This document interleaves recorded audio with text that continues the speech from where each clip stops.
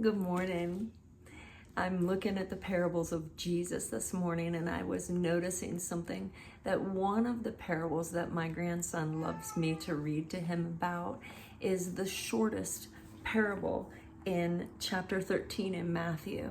It's just 2 verses long. And it's the parable about the pearl of great price. And I want to talk to you for a minute about Jesus, about the pearl of great price. I know y'all know how a pearl is made, and we like to say of ourselves, we are being made into a pearl. It's pain inside the oyster that is caused by a grain of sand, or that is caused by an injury that creates the pearl. And I was reading in a book by Max Lucado, and he quotes John Phillips in his book, which says, "All other precious gems are metals or stones, but a pearl is a gem formed within the oyster, the only one formed by living flesh. The humble oyster receives an irritation or a wound, and around the offending article that has penetrated it, hurt it, the oyster builds a pearl. The pearl is the answer of the oyster to that which injured it." When we read the parable of the pearl, the hidden treasure, the pearl, when I read it to my grandson, we read about this rich merchant who sold everything he had except for his favorite hat with the feather.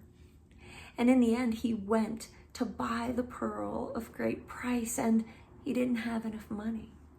The only thing he had left to his name was his favorite hat with the feather. And he gladly sold his hat so that he could purchase the pearl of great price. In Matthew chapter 13, Matthew puts it like this: "The kingdom of heaven is like treasure hidden in a field, that a man found it. He hid it again, and then in his joy he went and sold all he had and bought it again." The kingdom of heaven is like a merchant looking for fine pearls. When he found one of great value, he went away and sold everything he had and bought it, even his feathered hat. The pearl of great price is Jesus. The pearl that we would sell everything for is Jesus. And why? Because we were the ones that created the injury inside of the oyster. We were the ones that turned our backs on him. We were the ones who were created in the image of God and yet chose to walk in our own image, separate from him, which broke his heart and caused him pain. And out of that pain, God's answer was Jesus. And the reason that Max Lucado was quoting about the pearl in his book is that the gates of heaven are going to be made by pearls that are giant. It says one gate is a pearl. So that every time that someone passes through those gates, they remember the pearl of great price, the shortest parable. Jesus is the pearl of great price. And it says in scripture about Jesus that he grew up before him like a tender shoot, no beauty or majesty to attract anyone. Nothing in his appearance that we should desire him.